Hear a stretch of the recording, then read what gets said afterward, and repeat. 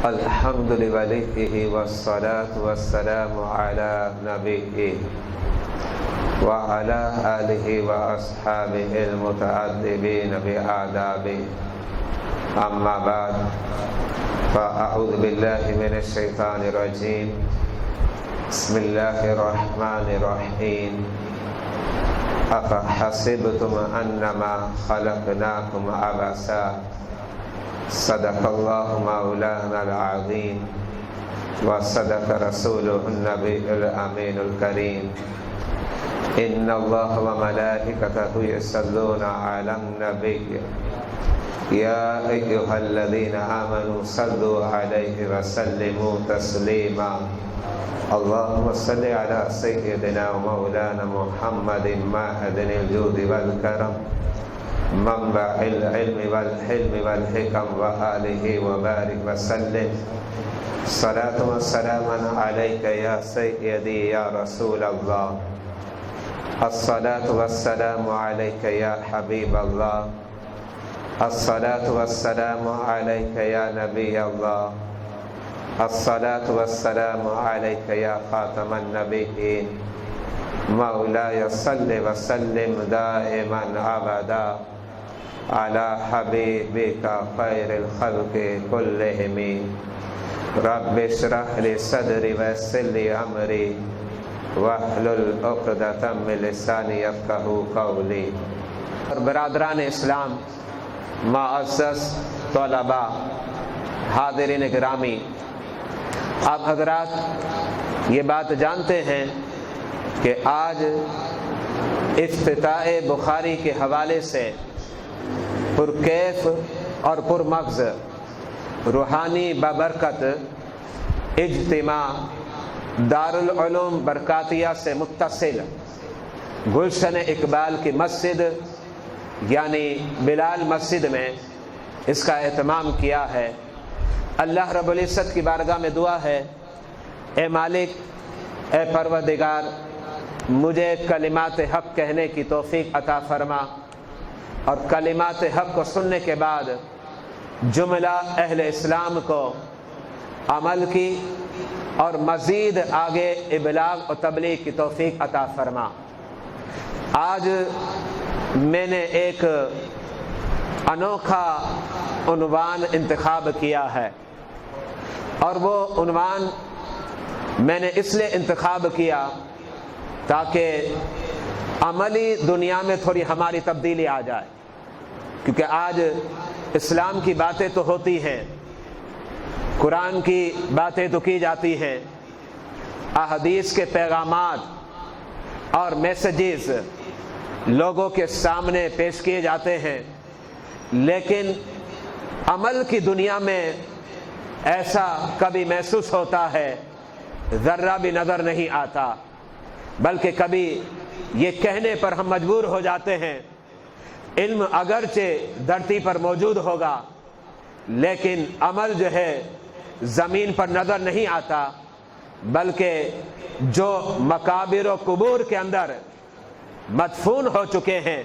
لگتا ہے علم بھی ان کے ساتھ دفن، عمل بھی ان کے ساتھ دفن ہو گیا. اس لیے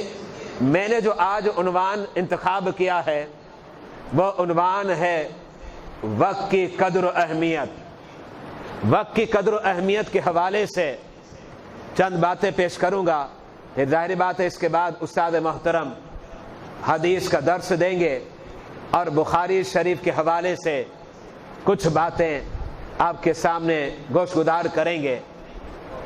وقت کی قدر و اہمیت کے حوالے سے میں آپ کے سامنے مثالیں بھی پیش کروں گا، قرآن کا پیغام بھی دوں گا اور میرے آقا کے جو اقوال اور فرامین ہیں وہ بھی آپ کے سامنے پیش کروں گا. اللہ مجھے بھی عمل کی توفیق دے، آپ کو بھی عمل کی توفیق دے. میرے آقا علیہ الصلوۃ والسلام کا ایک فرمان آپ کو ابتدائی طور پر پیش کرتا ہوں جو کہ امام بہقی نے شعب الایمان کے اندر اس فرمان کو ذکر کیا.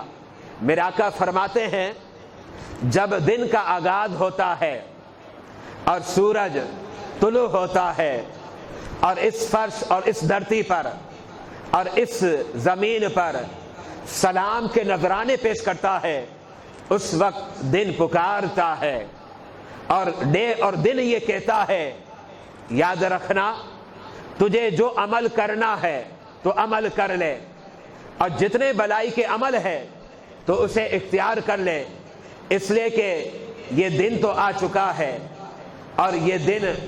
فوراً روانہ اور رخصت ہو جائے گا، اس کے بعد تو پچھتائے گا،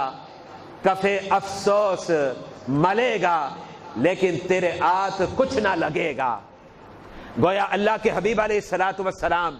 یہ ہمارے جو اوقات ہیں اور ہمارے جو لمحات ہیں ان کی اہمیت کو ہمارے سامنے نمایاں اور اجاگر فرما رہے ہیں اور بتا رہے ہیں وقت کی قدر کو سمجھو، وقت کی اہمیت کو سمجھو، اسے ضائع مت کرو۔ جو وقت ہاتھ لگ گیا ہے یہ آیا ہے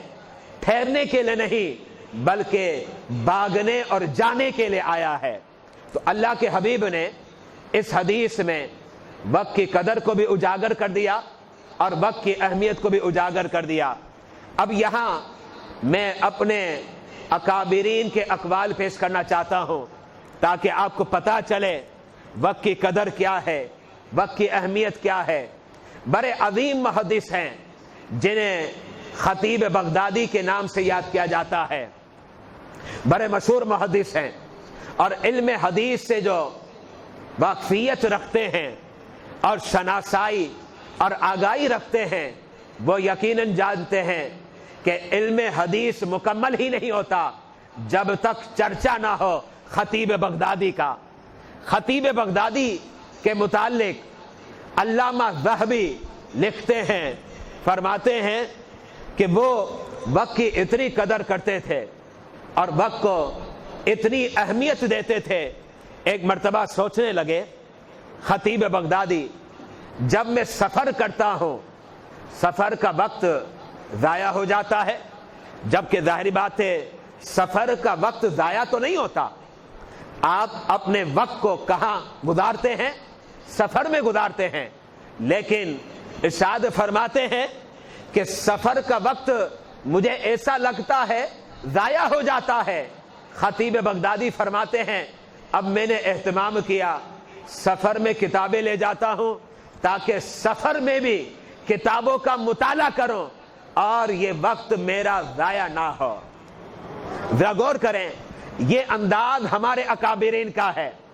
سفر میں وقت کو بھی صرف نہیں کرنا چاہتے اور کتابوں کا مطالعہ کرتے ہیں۔ جب ایسا جذبہ اس امت کے اندر رہا، یہ امت جو ہے عرش کو بھی اور سماوات کو بھی چھوتی تھی، لیکن سارے جذبات جب سرد پڑ گئے اور ٹھنڈے پڑ گئے تو آج زمین پر بھی ہمارا کوئی نام لینے کو تیار نہیں ہو رہا، اس لیے کہ ہمارے پاس وقت کس کے لیے ہے؟ گپ شپ لگانے کے لیے ہے، ہوٹلوں میں جا کر چائے پینے کے لیے ہے، ہوٹلوں میں جا کر دعوت کھانے کے لیے ہے، اور بے جا فیس بک پر بیٹھنا۔ میں ان کی بات نہیں کرتا جن کا مقصد